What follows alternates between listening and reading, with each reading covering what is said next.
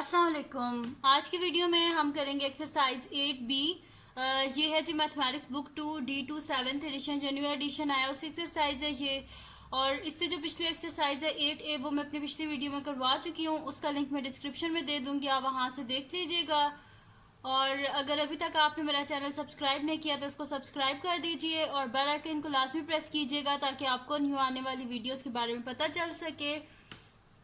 तो इसमें हमारे पास क्या है, हमने ये बताना है कि जो हमारे पास गिवन ट्रायंगल्स हैं, कोऑर्डिनेटर्स हैं या फिर और कोई गिवन शेप है, ठीक है, तो वो हमने बताना है कि जी अगर सिमिलर हैं तो अननोन को फाइंड आउट करना है, या इस एक्सरसाइज में हमने ये बताना होता है कि क्या ये जो गिवन फिगर्स हैं ये सिमिलर हैं कि नहीं है। ठीक है, तो इसमें एक छोटी सी इधर बुक से ही मैं आपको बता देती हूँ, लिखा हुआ है जी पेज नंबर 204 पे। ठीक है, पेज नंबर 204 पे ये लिखा हुआ है कि यहाँ पे ये जो बॉक्स है इसके बीच में ये लिखा हुआ है कि अगर दो हमारे पास कोई भी शेप्स गिवन है ना, यहाँ पे तो गिवन है जी हमारे पास पॉलीगॉन्स गिवन है। ठीक है, तो कोई भी अगर चीज़ गिवन है ना, सॉरी एक सेकेंड, ठीक है, ये हमारे पास है जी कोई भी शेप हमारे पास अगर गिवन है ना, यहाँ पे पॉलीगॉन्स गिवन है, ठीक है, तो वो कब सिमिलर होंगे कि ऑल करस्पॉन्डिंग एंगल्स अगर उनके इक्वल हो, यानी कि सारे जो एंगल है ना करस्पॉन्डिंग एंगल, यानी कि अगर ये बी है, ठीक है, तो बी का करस्पॉन्डिंग एंगल क्या होगा, बी प्राइम होगा, सी है तो सी का करस्पॉन्डिंग सी प्राइम। इसी तरह सारे एंगल्स अगर इक्वल होंगे, और सेकंड क्या पॉइंट लिखा हुआ है कि all the ratio of corresponding sides are equal. Ratio of corresponding side यानी कि बी और बी, ये जो हमारे पास है साइड है ए प्राइम बी प्राइम, इसकी रेशो ए बी से रेशो, तो इनकी जो हम इन दोनों की जो रेशो होगी ना, इन दोनों की रेशो के सेम होनी चाहिए। इसी तरह इन दोनों की रेशो की साइड की सेम होनी चाहिए। जिस तरह देखिए यहाँ पे लिखा हुआ है A prime B prime divided by A B is equal to B prime C prime divided by B C, इसी तरह C prime D prime divided by C D, यानी कि इन दोनों की रेशो के सेम है, इन दोनों के सेम है, यानी कि इन सब की जो रेशोज है ना, मतलब कि दोनों की वो क्या है कि सेम है, सारी जो है ना साइड्स की जो रेशोज हैं। ठीक है, तो अब इसमें हमने क्या करना है कि दो जो कोई भी शेप्स गिवन है हमारे पास, ट्रायंगल है, कोऑर्डिनेटर्स है, पॉलीगॉन्स है या कोई और शेप्स हैं, वो कब सिमिलर होंगी, जब उनकी सबसे पहले कोरस्पॉन्डिंग एंगल्स, अगर उनके कोरस्पॉन्डिंग एंगल सेम है, और दूसरा क्या चीज़ कि उनकी कोरस्पॉन्डिंग रेशियोज अगर जो है ना वो सेम है। अगर ये दोनों चीज़ें सेम है इसका मतलब है कि जो गिवन हमारे पास फिगर्स हैं वो क्या है, सिमिलर हैं। अब जो क्वेश्चन नंबर 1 है हमारे पास, इसमें लिखा हुआ है कि triangle A B C is similar to triangle P Q R, find unknown. इसमें हमारे पास गिवन है, हमें ये नहीं प्रूव करना है इसमें कि ये दोनों सिमिलर हैं, हमारे पास ऑलरेडी गिवन है कि ट्रायंगल ए बी सी जो है वो सिमिलर है ट्रायंगल पी क्यू आर, यानी कि ये जो दोनों ट्रायंगल्स हैं ये दोनों एक दूसरे के सिमिलर हैं। हमने इसमें अननोन को फाइंड आउट करना है, तो अननोन क्या है हमारे पास, एक्स वाई और जेड अननोन है, तो इन अननोन की वैल्यूज़ को हमने फाइंड आउट करना है। ठीक है, तो स्टार्ट करते हैं। इसमें सबसे पहले तो हम ये लिख लेते हैं कि हमें पता है कि triangle A B C similar है ट्रायंगल पी क्यू आर के, तो इसका क्या मतलब है कि इनके कोरस्पॉन्डिंग एंगल्स क्या होंगे, फिर इक्वल होंगे। जाहिर सी बात है, जब दोनों सिमिलर ट्रायंगल है तो इनकी कोरस्पॉन्डिंग एंगल्स जो हैं वो भी इक्वल होंगे और कोरस्पॉन्डिंग रेशियोज जो हैं वो भी इक्वल होंगी। ठीक है, तो हम यहाँ पे लिख देते हैं since triangle A B C is similar to triangle P Q R, ठीक है, ये दोनों सिमिलर हैं, देन क्या होगा हमारे पास, then all the corresponding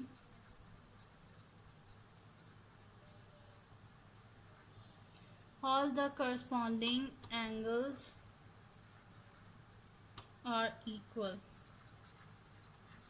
corresponding angles कौन से होते हैं, ठीक है, ये जो एंगल है ये इसका corresponding है। ठीक है, ए और P इक्वल है, B और Q इक्वल है। देखिए शेप को सिमिलर रखना है, इस ट्रायंगल को आप ऐसे ना फ्लिप कर लें तो ये इधर आ जाएगा पी क्यू और यू आर, बिल्कुल सिमिलर इसको कर लें, ठीक है।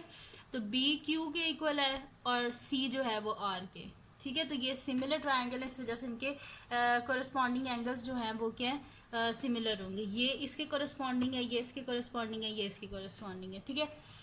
तो सबसे पहले x को फाइंड आउट कर लेते हैं। तो x के कोरस्पॉन्डिंग में हमारे पास कौन सा है, ये वाला एंगल है, और x क्या है, कहाँ पे हमारे पास पी क्यू आर है, ठीक है। तो हम यहाँ पे लिख देते हैं कि x degree is equals to angle P Q R, ठीक है।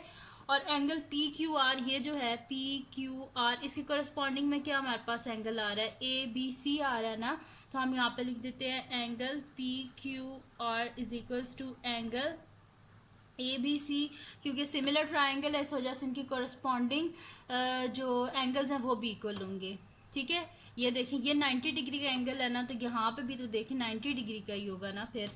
तो ये हमारे पास आ जाएगा जी एंगल पी क्यू आर किसके इक्वल था हमारे पास, एक्स नॉट। तो x naught is equals to x degree, sorry angle A B C क्या हमारे पास 90 डिग्री।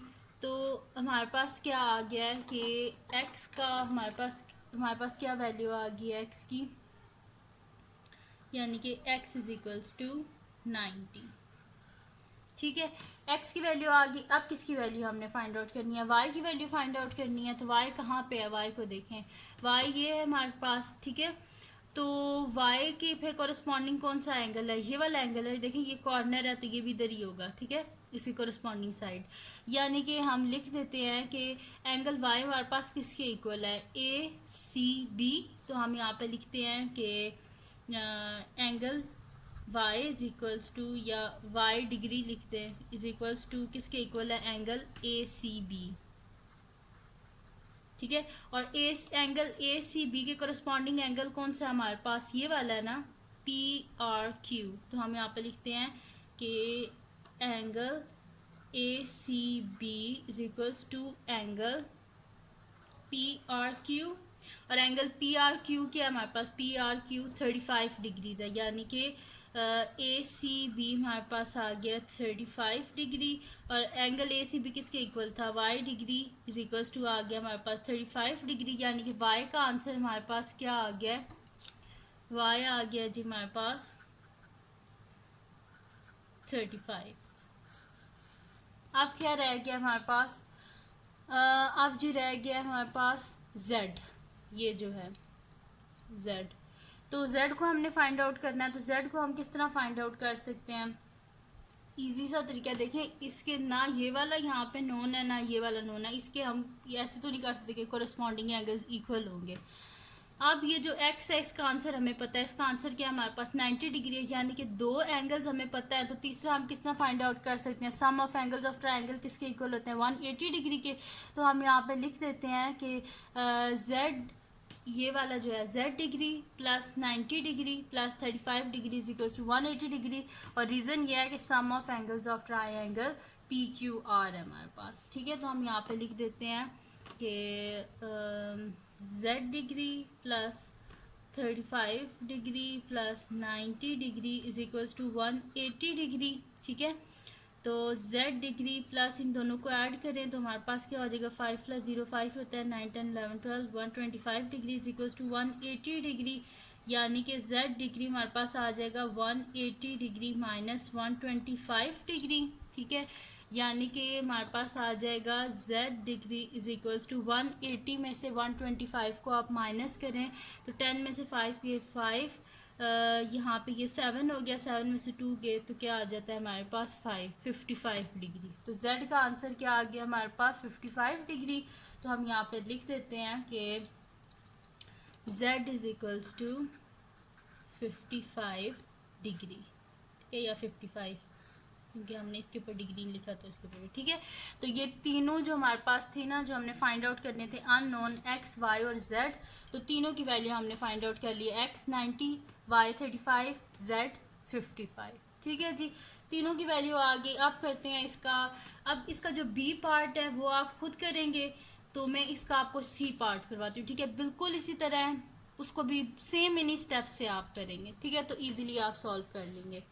अब मैं इसका करवाती हूँ आपको सी पार्ट। अच्छा, सी पार्ट में अब देखिए हमारे पास एंगल्स नहीं है, अब हमारे पास साइड्स गिवन है और हमें ये गिवन है कि ट्रायंगल ए बी सी जो है ये सिमिलर है ट्रायंगल पी क्यू आर के। ठीक है, अगर ये दोनों सिमिलर है तो इसका मतलब क्या है कि इनकी जो रेशियो जो है कोरस्पॉन्डिंग साइड्स की वो क्या है, इक्वल होगी, क्योंकि एंगल तो यहाँ पे गिवन नहीं है। जब एंगल गिवन थे तो हमने ये रीज़न लिखा था कि ये सिमिलर ट्रायंगल है, इस वजह से इनके जो एंगल्स हैं वो क्या है, इक्वल है। लेकिन कोरस्पॉन्डिंग साइड्स कोरस्पॉन्डिंग एंगल्स जो है वो इक्वल है, लेकिन यहाँ पे एंगल्स तो गिवन नहीं है, यहाँ पे साइड्स गिवन है। तो मैंने आपको बताया था पीछे page number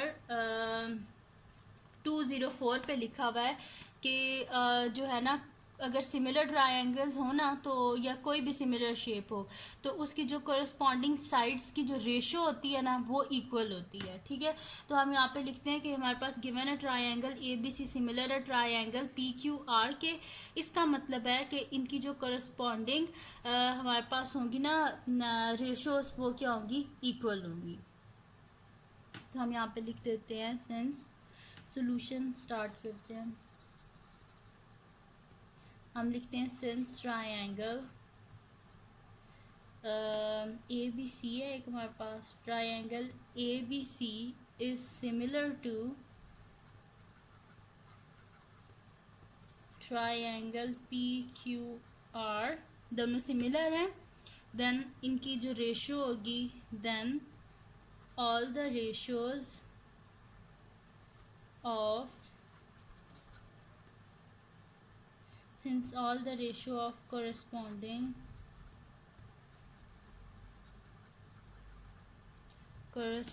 sides are equal।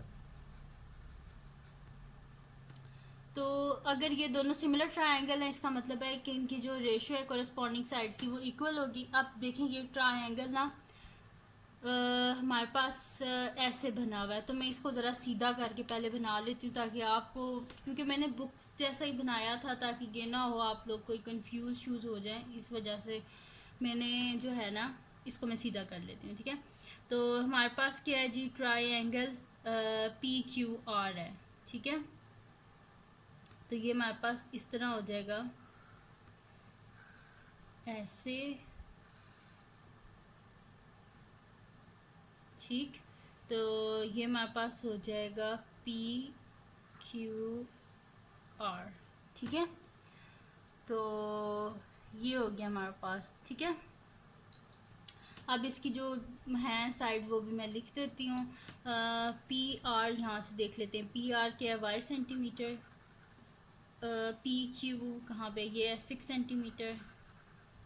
फिर लास्ट वन क्या है, क्यू आर, ये है जी x सेंटीमीटर। ठीक है, अब इजीली हो जाएगा। ठीक है, तो इसकी corresponding ratio of corresponding sides हमारे पास इक्वल होंगी, यानी कि ये हमारे पास क्या हो जाएगा कि ये जो है ना, ये इसकी कोरस्पॉन्डिंग साइड क्या है, ये वाली ए बी की कोरस्पॉन्डिंग साइड क्या होगी, पी क्यू, यानी कि P Q by A B, इन दोनों की रेशो। ठीक है, ये किसके इक्वल होगी, इन दोनों की ratio Q R by B सी।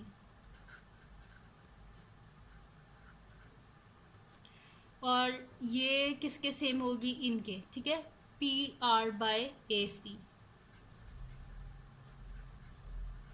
ठीक है, क्योंकि सिमिलर ट्रायंगल्स हैं तो इसका मतलब है कि इनकी जो करस्पॉन्डिंग रेशियोज हैं, करस्पॉन्डिंग साइड्स की जो रेशियो है, जैसे ये इसकी करस्पॉन्डिंग साइड क्या है हमारे पास, इसकी करस्पॉन्डिंग साइड ये है, इसकी करस्पॉन्डिंग साइड ये है और इसकी करस्पॉन्डिंग साइड ये है। तो इन दोनों करस्पॉन्डिंग साइड्स जो है इनकी रेशियो इक्वल होगी इसके और इसके।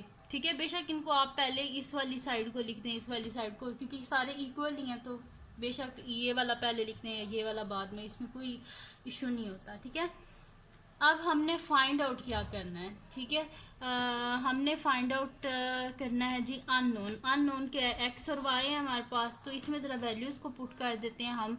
हमारे पास क्या है वैल्यूज़, पी क्यू किसके इक्वल है हमारे पास, ये P Q 6 centimetre divided by A B क्या है हमारे पास, ये ए बी है जी हमारे पास 10 which is equals to Q R किसके इक्वल है हमारे पास, क्यू आर ये है जी, क्यू आर है हमारे पास एक्स डिवाइडेड बाय बी और सी, ये है 12 के इक्वल है, which is equals to P R किसके इक्वल है हमारे पास, पी आर देखें पी आर वाई के इक्वल है हमारे पास, और ए सी इक्वल है 18 के। ठीक है, अब आपने क्या करना है कि जो नॉन फ्रैक्शन है ना, अब ये देखिए मैंने नीचे लिख दिया, अब आपके लिए ये ईजी हो जाएगा। ठीक है, अब हम क्या करते हैं कि जो नॉन हमारे पास है ना उनको लिख लेते हैं। जैसे कि इसमें दोनों हमारे पास गिवन है ना, तो इससे हम इजीली मतलब कि इन दोनों को यूज़ करके क्रॉस मल्टीप्लाई करके हम एक्स की वैल्यू फाइंड आउट कर सकते हैं। फिर ये जो दोनों हैं इन दोनों को यूज़ करके हम इजीली क्रॉस मल्टीप्लाई करके वाई की वैल्यू को फाइंड आउट कर सकते हैं। ठीक है, तो सबसे पहले हम इक्वल रख देते हैं P Q by A B is equals to Q R by B C. ये मैंने आपको बताने के लिए पहले ये लिख दिया है, आप क्या करना डायरेक्ट इसी तरह लिखना कि P Q by A B is equals to Q R by B C, यानी कि 6/10 is equals to x by 12। Cross multiply करें तो हमारे पास क्या हो जाएगा, x into 10, 10x is equals to 6 into 12, 10x is equals to 6 को 12 से मल्टीप्लाई करें आप, तो हमारे पास क्या हो जाएगा 6 2 ज़ा 12, 2 1 कैरी, 6 1 6 1 7, 72 बोथ साइड पे 10 से डिवाइड करें, 10 और 10 कैंसिल आउट, तो 72 को जब हम 10 से डिवाइड करेंगे तो 7.2, यानी कि x का आंसर क्या आ गया हमारे पास, x आ गया जी 7.2। ठीक है जी, x का आंसर आ गया हमारे पास 7.2। अब क्या कर लेते हैं, हम दूसरा y की वैल्यू को फाइंड आउट कर लेते हैं। तो अब इसको भी बिल्कुल ऐसे ही कर लेते हैं। अब हम क्या करते हैं, इसको रहने दें, आप ले लें P Q by A B और इसे इक्वल रख दें P R by A C के। ठीक है, तो हम यहाँ पे लिख देते हैं P Q by A B is equals to P R by A C.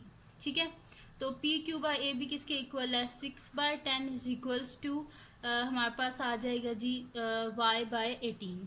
ठीक है, क्रॉस मल्टीप्लाई करें तो 10 इंटू वाई क्या हो जाएगा हमारे पास, 10y is equals to 6 into 18। ठीक है, 10y is equals to 6 into 18 है, तो इनको आप मल्टीप्लाई करें तो 6 8 48, 8 4 कैरी 6 1 6 1 प्लस 4 10 108, बोथ साइड पे 10 से डिवाइड करें, 10 और 10 कैंसिल आउट, यानी कि हमारे पास क्या आ जाएगा y इज इक्वल्स टू 10.8 को आप डिवाइड करें 10 से तो हमारे पास क्या आ जाएगा 10.8, 108 को 10 से डिवाइड करें तो हमारे पास आएगा y इज इक्वल्स टू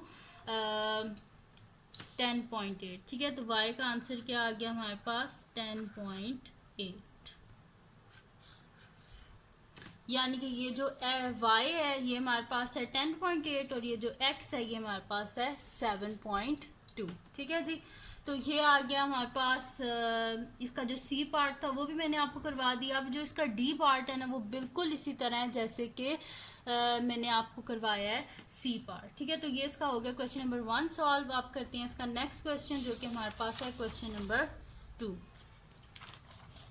ठीक है जी, अब क्वेश्चन 2 में हमने ये बताना है कि क्या ये जो ट्रायंगल है हमारे पास ए बी सी, ये हमारे पास सिमिलर है ट्रायंगल पी क्यू आर के। तो सबसे पहले तो इसको ना मैं ऐसे सीधा करके बना देती हूँ क्योंकि इस तरह शायद आपको समझ ना लगे। तो ये है जी हमारे पास ट्रायंगल। ठीक है, तो पी क्यू यानी कि यहाँ पे ए आ जाएगा, यहाँ पे बी आ जाएगा और यहाँ पे सी आ जाएगा। ठीक है, अब इसकी ये वाली साइड्स दो इक्वल हैं। ठीक है, यानी कि ये क्या हमारे पास आइसोसेलेस ट्रायंगल है हमारे पास, और इसका में जो हमारे पास एंगल ए है ना वो हमारे पास क्या गिवन है कि 40 डिग्रीज है। ठीक है, तो अब ये दो ट्रायंगल है, इसी को मैंने ये बना दिया है। ठीक है, अब ये हमारे पास दो ट्रायंगल्स हैं और बताना ये है कि triangle A B C similar है ट्रायंगल पी क्यू आर के। ठीक है, ये दोनों आपस में क्या है, सिमिलर हैं। तो इसका मतलब कि अगर ये सिमिलर हैं तो इसके हमारे पास एंगल्स गिवन है ना, अगर ये सिमिलर हैं तो इनके सारे जो एंगल्स हैं ना वो सारे क्या होंगे, इक्वल होंगे। ठीक है, अगर इक्वल हुए तो ये होंगे सिमिलर ट्रायंगल। यहाँ पे लिखा हुआ है इज कि क्या ये दोनों सिमिलर हैं। अगर तो इनके सारे एंगल सेम हुए तो इसका मतलब है सिमिलर है, और अगर एंगल डिफरेंट हुए तो इसका मतलब है सिमिलर नहीं है। ठीक है, तो यहाँ पे सबसे पहले तो हम ये जो ट्रायंगल है इसको कंप्लीट करते हैं, इसके सारे एंगल्स जो रिमेनिंग एंगल्स हैं उनको फाइंड आउट करते हैं। तो अब जो हमारे पास होती है ना आइसोसेलेस ट्रायंगल, इसमें क्या होता है कि दो साइड्स के जो एंगल होते हैं ना वो इक्वल होते हैं हमारे पास। तो अगर बी को हम लेट कर लेते हैं कि हमारे पास क्या है, लेट कर लेते हैं कि हमारे पास एंगल बी जो है ना वो हमारे पास क्या है, एक्स डिग्री है, ठीक है। तो लेट कर लेते हैं, यहाँ पे मैं लिख लेती हूँ सोल्यूशन में, ठीक है। हम लेट कर लेते हैं कि let angle B is equals to x degree. हमने लेट किया है कि एंगल बी हमारे पास एक्स डिग्री के इक्वल है, और गिवन क्या है कि ये क्या है हमारे पास आइसोसेलेस ट्रायंगल है। तो आइसोसेलेस ट्रायंगल में अगर एंगल बी एक्स डिग्री है तो इसका मतलब है एंगल सी भी क्या होगा, एक्स डिग्री होगा, ठीक है। हम यहाँ पे लिखते हैं angle B is equals to angle C. की रीज़न क्या है इसमें कि ये हमारे पास क्या है, base angles of isosceles triangle, base angles of isosceles को खाली ISOS लिख दें, ठीक है, आइसोसेलेस। और यहाँ पे क्या आ जाएगा, ट्रायंगल कौन सी है हमारे पास, ABC, ठीक है। ये हो गया हमारे पास। अब यानी कि हमारे पास एंगल C भी किसके इक्वल आ जाएगा, एक्स डिग्री के। So angle C is equals to x degree, angle C भी हमारे पास क्या आ जाएगा, एक्स डिग्री के इक्वल ही आ जाएगा, ठीक है। अब हमारे पास क्या होता है, sum of angle of triangle किसके इक्वल होता है, 180 डिग्री के। तो हम यहाँ पे लिख देते हैं angle A plus angle B plus angle C is equals to 180 degree. और रीजन क्या है हमारे पास, रीजन साथ लाजमी लिखा करें कि ये सम ऑफ एंगल्स ऑफ ट्रायंगल है। तो angle sum of triangle ABC, ठीक है। जो हमारे पास है ना ट्रायंगल ABC, उसके एंगल्स का ये सम है हमारे पास, ठीक है। अब एंगल ए किसके इक्वल है हमारे पास, 40 डिग्रीज के है। एंगल बी एक्स डिग्री के, एंगल सी भी एक्स डिग्री के, और इज इक्वल्स टू 180 डिग्री, ठीक है। तो ये क्या आ जाएगा, 40 डिग्री प्लस एक्स डिग्री, और एक्स डिग्री क्या हो जाएगा, 2x डिग्री प्लस 180 डिग्रीज, यानी कि हमारे पास आ जाएगा, बोथ साइड से 40 को माइनस करें तो 2x degree is equals to 180 degree minus 40 degrees. तो हमारे पास आ जाएगा 2x degree is equal to 180 में से 40 को माइनस करें तो हमारे पास क्या आ जाएगा पीछे, 140 डिग्रीज, ठीक है। बोथ साइड पे 2 से डिवाइड कर दें आप, ठीक है।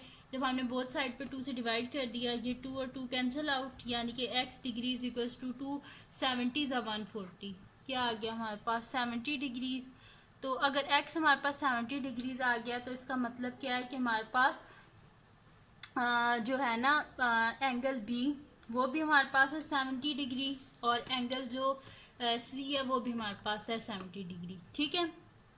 तो हम यहाँ पे लिखते हैं angle B is equals to, B लिखा ही नहीं मैंने, angle B is equals to 70 degree, और हम लिख देते हैं कि एंगल C जो है ना वो भी हमारे पास 70 डिग्री, और फिर दोबारा लिख दें कि ये क्या है, बेस एंगल्स हैं आइसोसेलेस ट्रायंगल के, इस वजह से ये क्या है, आपस में इक्वल हैं, ठीक है। हम यहाँ पे लिख देते हैं base angles of isosceles triangle, triangle कौन सी है, ABC, ठीक है। ये लिख दिया कि बेस एंगल्स हैं आइसोसेलेस, जो हमारे पास आइसोसेलेस ट्रायंगल है उसके, ठीक है। ये हो गया। अब इसके तीनों एंगल हमने फाइंड आउट कर लिए हैं। ये 40 डिग्री है हमारे पास, ये भी हमारे पास 70 डिग्री, और ये भी हमारे पास 70 डिग्री है। तो यहाँ पे हम लिख देते हैं, ठीक है। ये क्या आ गई थी 70 डिग्री, और ये भी आ गया 70 डिग्री। अब आते हैं जी इस वाली ट्रायंगल पे, ठीक है। अब इस ट्रायंगल का हमारे पास क्या है कि ये दो जो है ना, ये भी हमारे पास आइसोसेलेस ट्रायंगल है, तो यानी कि अगर ये हमारे पास Q जो है ये 50 डिग्री है तो R भी फिर 50 डिग्री होगा, ठीक है। तो नेक्स्ट शीट लेते हैं और इस पर मैं ये आपको लिख देती हूँ। तो इधर भी हम वैसे ही लिख देते हैं जैसे हमने पहले लिखा था। तो हम यहाँ पर लिख देते हैं कि हमारे पास एंगल जो R है ना वो भी आ जाएगा हमारे पास, ये जो एंगल R है ये भी हमारे पास आ जाएगा 50 डिग्रीज के इक्वल, क्योंकि क्या है ये बेस एंगल्स हैं आइसोसेलेस ट्रायंगल जो हमारे पास है PQR उसके, ठीक है। तो हम यहाँ पे लिख देते हैं angle R is equals to 50 degree, और रीज़न में हम लिख देते हैं हमारे पास क्या है, ये बेस एंगल्स हैं।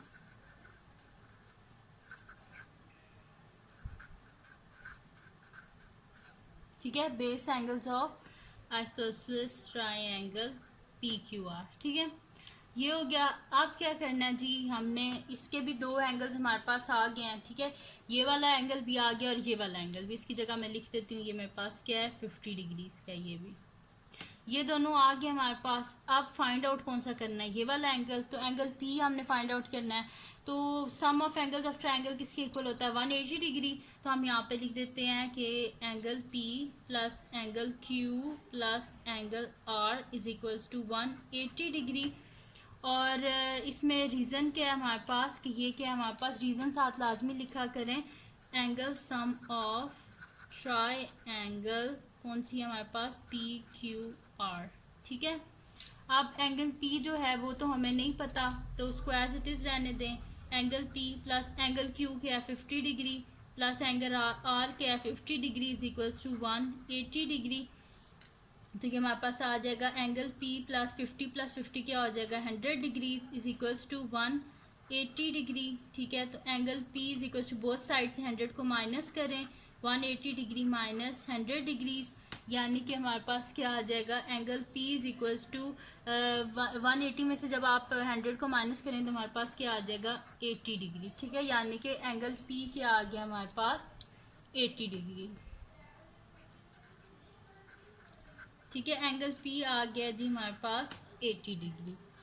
अब हम देख लेते हैं कि क्या ये सिमिलर हैं। अगर तो ये सिमिलर हुए ना तो इनके सारे एंगल्स आपस में क्या होंगे, सेम होंगे। ये हमारे पास आया जी 80 डिग्री आया है। ठीक है, अब देख लेते हैं सिमिलर हैं कि नहीं है।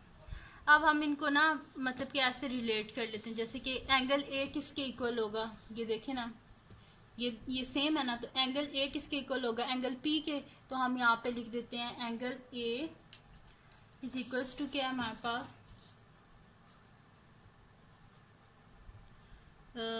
एंगल ए इक्वल होना चाहिए हमारे पास, किसके इक्वल है हमारे पास 40 डिग्री। और ये किसके इक्वल होना चाहिए, इस एंगल के, और ये क्या है हमारे पास 80 डिग्री है is equals to angle P.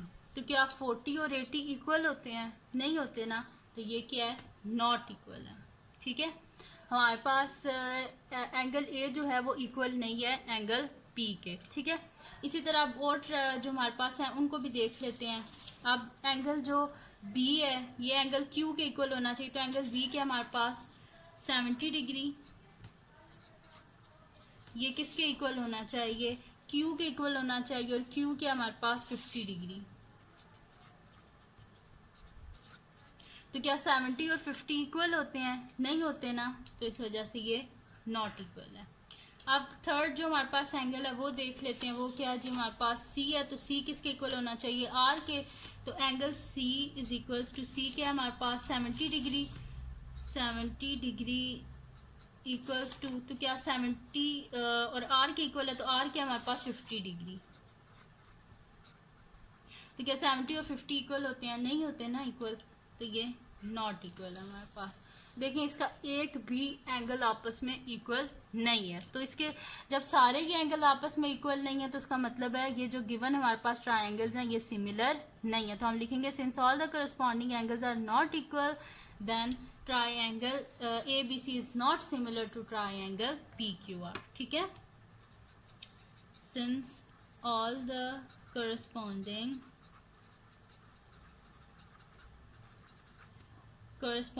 angles are not equal, then the triangle ABC is not similar to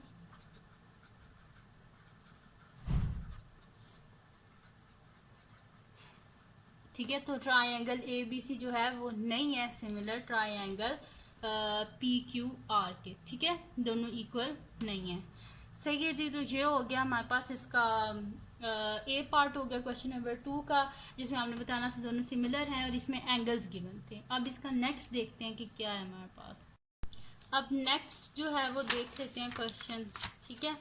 तो नेक्स्ट है जी हमारे पास गिवन है दो ट्राइंगल है, एक हमारे पास है DEF और दूसरा हमारे पास है जी STU। ये दो ट्राइंगल्स, अब हमने बताना है कि ये दोनों ट्राइंगल्स आपस में सिमिलर हैं कि नहीं है। पिछला जो था उसमें हमारे पास एंगल्स गिवन थे, तो उसमें हमने क्या कर दिया था कि उनके जो एंगल्स हैं ना उनको हमने देख लिया था कि क्या वो सिमिलर हैं कि नहीं है।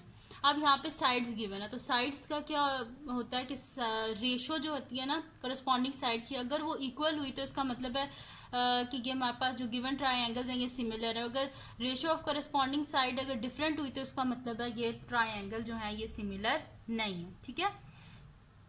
तो हम यहाँ पे सोल्यूशन स्टार्ट करते हैं, ठीक है। हमारे पास होना क्या चाहिए कि अगर ये सिमिलर है तो हम यहाँ पे लिख देते हैं कि इफ़ अगर triangle DEF is similar to triangle STU, then अगर ये सिमिलर हुए तो हमारे पास क्या होगा कि इनकी जो रेशियो है कोरस्पॉन्डिंग साइड की वो क्या होगी, हमारे पास इक्वल होगी, यानी कि DE बाय हमारे पास हो जाएगा जी ST इज इक्वल्स टू, और लिख लें हम अगर यहाँ से EF और TU, और जी क्या हो जाएगी हमारे पास, फिर ये वाली भी होगी, अब ये वाली रह गई, ठीक है। तो हमारे पास हो जाएगी DF बाय SU,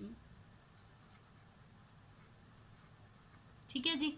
ये होगी हमारे पास रेशो। देखें ये दोनों जो साइड्स हैं, ये दोनों साइड इनकी रेशो इक्वल है इन दोनों के, और इन दोनों की रेशो इक्वल है इन दोनों की, यानी कि कुछ भी बेशक इसको पहले लिखते हैं इसको बाद में लिखते हैं, लेकिन एक चीज़ का ध्यान रखना है कि अगर इस ट्राइंगल की जो साइड्स है ना उनको अगर आप न्यूमरेटर में लिख रहे हैं तो वो सारी न्यूमरेटर में होनी चाहिए। देखें यहाँ पे मैंने लिखा है DE, देखें इसका DE भी ऊपर आ रहा है, फिर मैंने इसका लिखा है जी EF है, ठीक है। तो इसका जो EF है वो भी ऊपर आ रहा है, ठीक है। इसी तरह ये DF है तो DF भी न्यूमरेटर में, यानी कि इस अगर मैंने इस ट्राइंगल की सारी साइड्स को फिर न्यूमरेटर में लिखना है और इस ट्राइंगल की फिर सारी साइड्स को मैंने डिनोमिनेटर में लिखना है। इस तरह ना करना कि कुछ ऊपर कुछ न्यूमरेटर में लिख दें कुछ डिनोमिनेटर में लिख दें, ठीक है।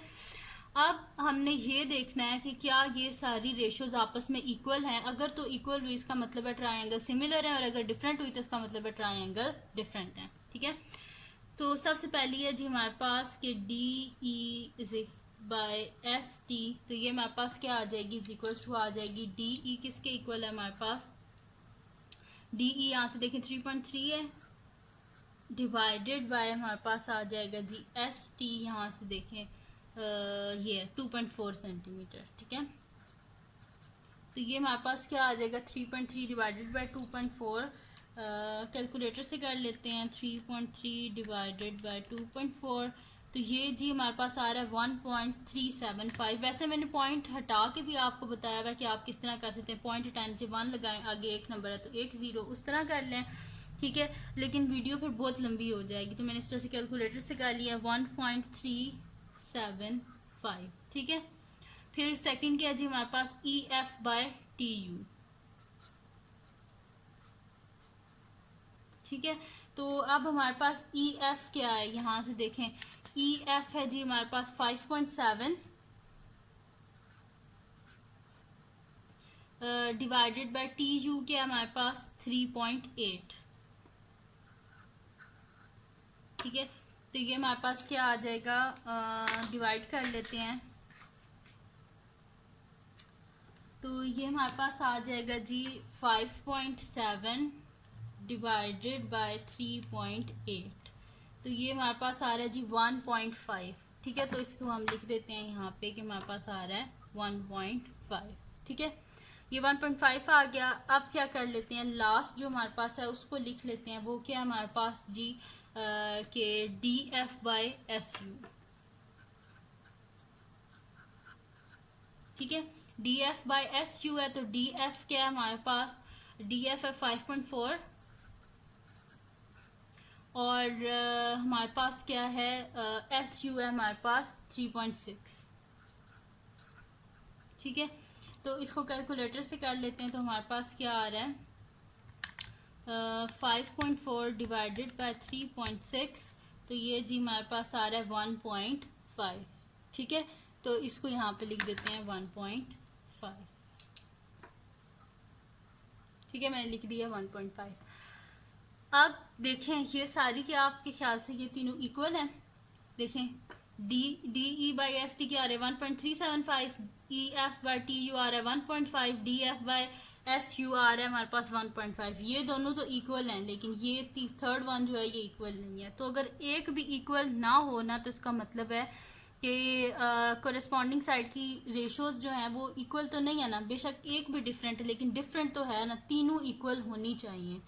तो ये इक्वल नहीं है, इस वजह से हम लिखेंगे since all the ratio of corresponding sides are not equal. इस वजह से जो ट्राइंगल है हमारे पास D E F is not similar to triangle S T U. ठीक है, तो मैं यहाँ पे लिख देती हूँ कि since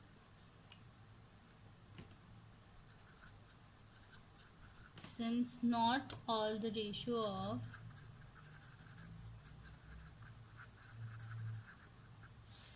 not all the ratios of corresponding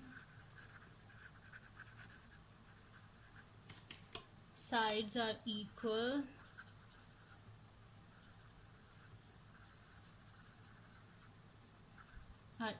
so triangle DEF is not similar to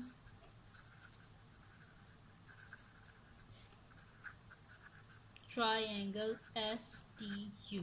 ठीक है, क्योंकि इनकी जो रेशियो है कोरस्पॉन्डिंग साइड्स की वो इक्वल नहीं है, इस वजह से ये जो ट्राइंगल है डी ई एफ ये सिमिलर नहीं है ट्राइंगल एस टी यू के। ठीक है जी, तो ये थी जी आज की वीडियो जिसमें मैंने आपको करवाया एक्सरसाइज 8B का क्वेश्चन नंबर 1 और 2।